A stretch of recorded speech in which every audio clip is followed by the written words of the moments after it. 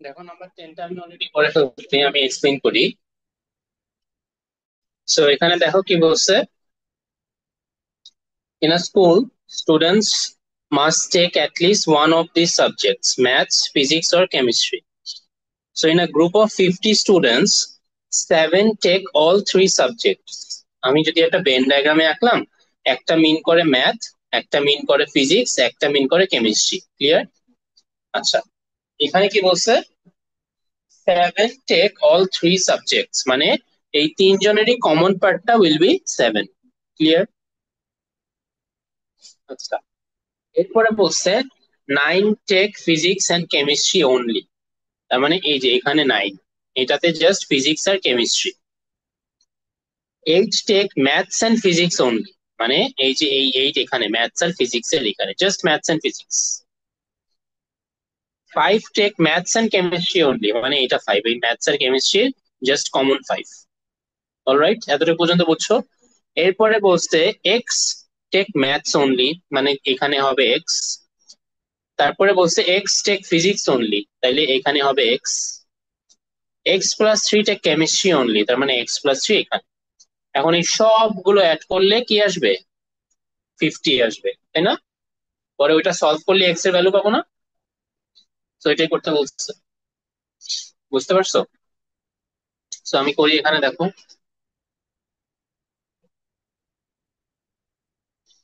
X plus, আগে x এর গুলো আমি করতেছি, প্লাস এগুলো একটু ক্যালকুলেট করে করে ফেলি। 8 প্লাস 7 হচ্ছে 15, 15 প্লাস 5 হচ্ছে 20, 20 প্লাস 9 হচ্ছে 29, is equal two 50। So it is 3x plus 32 is equal to 50. 3x মানে নাম্বারস গুলো প্লাস করে ফেলছি। So x is equal to 6. Okay,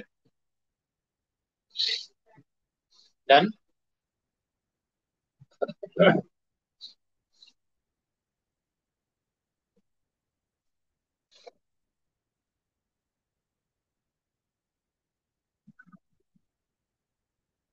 number 12টা দেখো, নাম্বার 12 এ কোনো ভেন ডায়াগ্রাম আঁকা লাগবে না।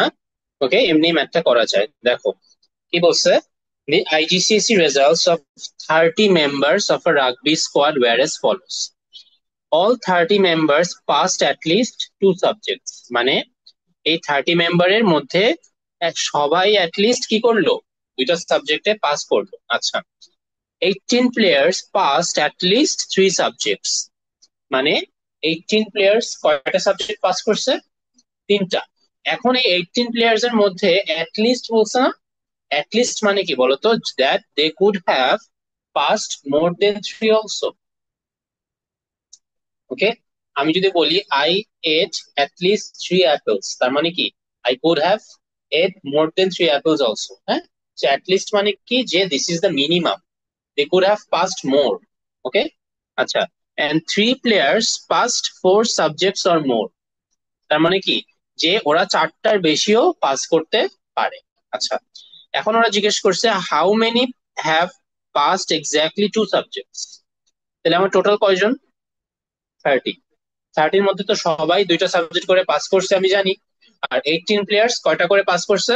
তিনটা করে। বাট ওদের মধ্যে কি এমনও হতে পারে না যে কেউ কেউ আছে যে তিনটার বেশি?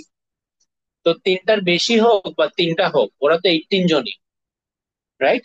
তাহলে আমি যদি 30 থেকে 18 মাইনাস করে দেই, সরি, না, এটাই আমি বলতেছিলাম যে ওই three people is already in 18 people.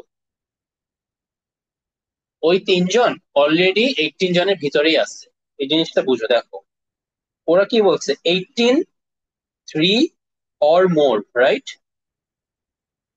And three people, four or more. So এমন হতে পারে না যে এই থ্রিরাই তো 18 এর ভিতরে আছে? থ্রি or more মানে কি, ফোরও হইতে পারে না, ফাইভ হইতে পারে না? তাহলে এই three people is already inside 18 people. Just এটা আলাদা করে বলা হয়েছে। বুঝতে পারছো নাকি বুঝো নাই? সবাই ক্লিয়ার? সো আমার টোটাল কয়জন আছে বলো তো? 30, রাইট? সেই 30 পিপল কি সবাই দুইটা করে পাস করছে না? তাহলে আমি যদি ওইখান থেকে 18 পিপল কে বাদ দিয়ে দেই, তাহলে থাকে 12। এই 12 পিপল এক্স্যাক্টলি দুইটা পাস করছে। অলরাইট, তো এখানে ভেন ডায়াগ্রাম কিন্তু আঁকা নেসেসারি ছিল না। অলরাইট, বি নাম্বারে দেখো কি বলছে, what fraction of the squad past exactly three subjects. Okay, so আমার টোটাল কয়জন আছে বলো? 30। এন্ড আমার এই উপরে লাগবে যারা এক্স্যাক্টলি থ্রি সাবজেক্ট পাস করছে। ফ্র্যাকশন তো বুঝো, রাইট? নিচে টোটাল থাকে আর উপরে তোমার যেটা ডিজায়ার্ড ওটা থাকে, তাই না? যেরকম আমি যদি বলি যে ক্লাসে হচ্ছে 10 জন আছে, তাহলে এখানে দুইজনের প্রবাবিলিটি কি? 2/10, রাইট? ওইরকম একটা জিনিস, হ্যাঁ। আচ্ছা, তো উপরে আমার লাগবে এক্স্যাক্টলি যারা থ্রি সাবজেক্ট পাস করছে। এখন তুমি কি জানো 18 পিপল কয়টা পাস করছে? 3 or more। বাট আমার ওইখান থেকে লাগবে যারা এক্স্যাক্টলি থ্রি সাবজেক্ট পাস করছে। So I know that there are 3 people who have passed 4 or more. তাহলে আমি যদি ওই 18 থেকে 3 মাইনাস করে দেই, তাহলে কিন্তু যারা বেঁচে থাকবে those are only people who passed exactly 3 subjects। বুঝো নাই? কনফিউশন থাকলে আমাকে বলো।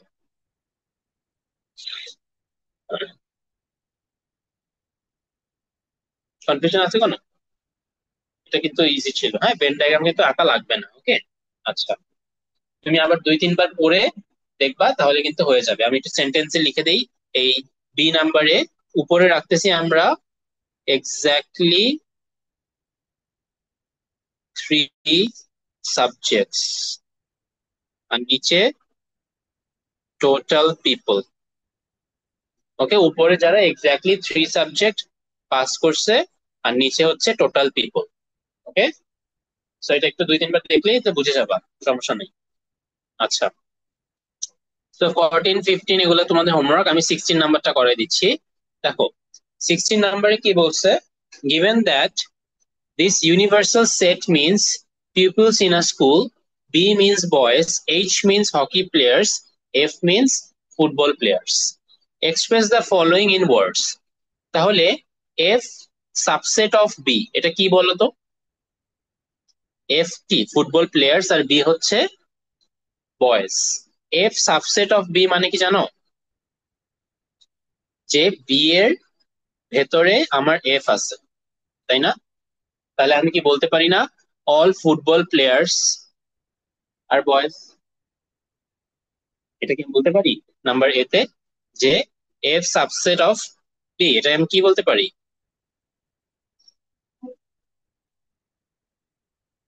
অল ফুটবল প্লেয়ার্স আর বয়েজ। ডান। বি নাম্বারে H subset of B complement.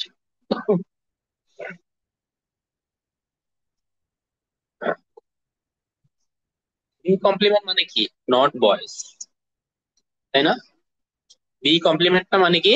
Not boys.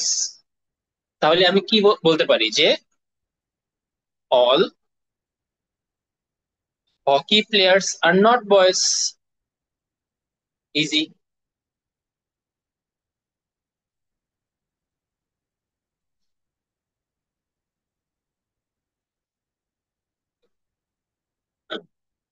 এক্সাম্পলে আমরা এগুলা করাইছিলাম, রাইট? জাস্ট আমরা সেন্টেন্সে লিখতেছি এখন। তারপর দেখো কি বলছে, F intersection H is not null set. তার মানে কি যে এফ আর এইচ এর মাঝে কেউ আছে, রাইট? স্যার এটা মানে কি? Some football players are also hockey players. Connect করতে পারতেছো?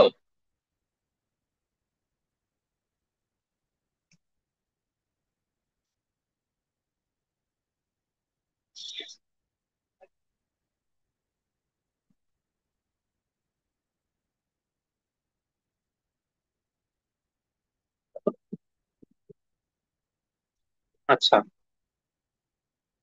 ডি নাম্বারে B intersection H is not is null. B intersection H মানে কি? যে আমার যদি এখানে আমি বি আঁকি আর এখানে যদি এইচ আঁকি, ওদের মাঝখানে কি কোনো কমন নাই, তাই না? তার মানে কি বলতো, আমরা কি বলতে পারি?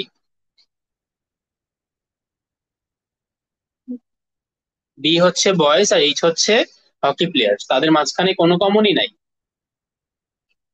নো বয়েজ আর হকি প্লেয়ার্স। বুঝতে পারছো?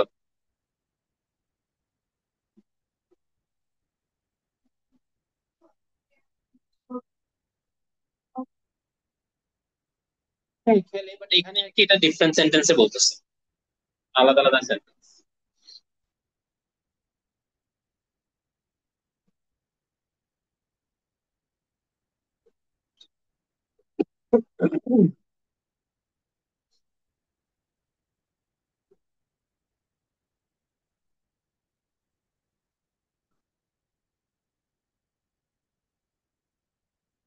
তারপরে দেখো কি বললো, no boys play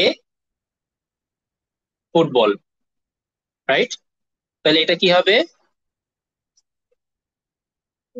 B intersection F is null, right? আচ্ছা, তারপরে দেখো এফ নাম্বারে কি বলছো, অল পিপলস, কি বলছে? All peoples play either football or hockey. Okay, আচ্ছা, তাহলে আমরা এটা কিভাবে লিখতে পারি? All peoples play either football or hockey. So ফুটবলের এফ আর হকির হচ্ছে এইচ। হ্যাঁ, অল পিপলস, তাই না? আচ্ছা, তাহলে F union H is not নাল। বুঝতে পারছো? দেখো তো এটা অ্যান্সারটা একটু ম্যাচ করো তো নাম্বার এফ এর। আচ্ছা, 80 নাম্বারে দেখো সেম জিনিস, ইউনিভার্সাল সেট কি মিন করে? টাইগার্স মিন করে। টি মিন করে tigers who believe in fairies. Okay, অনেক উইয়ার্ড কোয়েশ্চেন। আচ্ছা,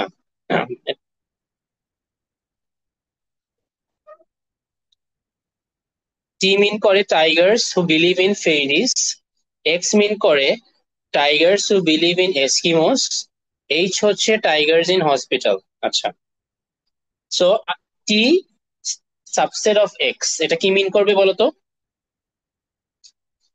Tigers who believe in fairies are in hospitals. Sorry, tigers who believe in fairies are in Eskimos. বুঝতে পারছো? হ্যাঁ, একই জিনিস। আচ্ছা, এরপরে দেখো কি বলছে, T union X is equal to H. First এটা কি হবে? T is a subset of X which means T is a subset of X which means tigers who believe in fairies all believe in Eskimos. B নাম্বারে দেখো, T union X is equal to H, মানে হচ্ছে tigers who believe in fairies or in Eskimos are all in hospitals. বুঝতে পারছো? So tigers who believe in fairies, হ্যাঁ হ্যাঁ, or Eskimos are all in hospital. Okay, আচ্ছা, C নাম্বারে দেখো, H intersection X is equal to null, তার মানে হচ্ছে এইচ মানে কি টাইগার্স ইন হসপিটাল, আর এক্স মানে হচ্ছে টাইগার্স বিলিভ ইন এস্কিমোস।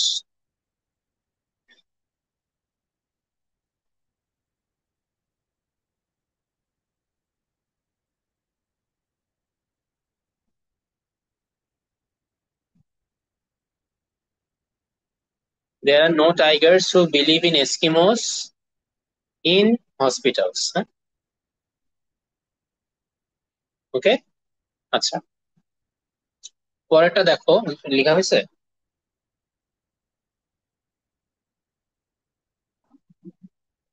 আচ্ছা, express in set notation all tigers in hospital believe in fairies. Okay, মানে কি অল টাইগার্স ইন হসপিটাল, মানে টাইগার্স ইন হসপিটাল কোথায়, এইচ, আর ফেরিস হচ্ছে,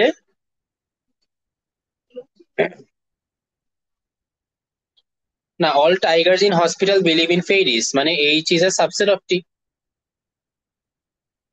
মানে বুঝো নাই, ফেরিস এর ভিতরে পুরো হসপিটালটাই আছে। Okay, এরকম একটা জিনিস। Some tigers believe in both fairies and Eskimos. Some tigers believe in both fairies and Eskimos, তার মানে হচ্ছে T intersection X is not null. মানে যদি এরকম ভেন ডায়াগ্রাম আঁকো তাহলে দেখবা যে এই টি আর এক্স এর তুমি কিছু কমন পাচ্ছ, এইটাই আর কি। So this is not null set. Clear? শেষ, বুঝতে পারছো? আচ্ছা, তাহলে এটা হচ্ছে আজকে আমাদের আপাতত এতটুকু ক্লাস। হোমওয়ার্ক গুলো নেক্সট ক্লাসে নিয়ে আসবা। দেন আমরা নেক্সট ক্লাস থেকে সেটসে কোনো প্রবলেম না থাকলে, যেটা আমাদের মেইন কনসার্ন, ভেক্টর শুরু করবো। ওকে।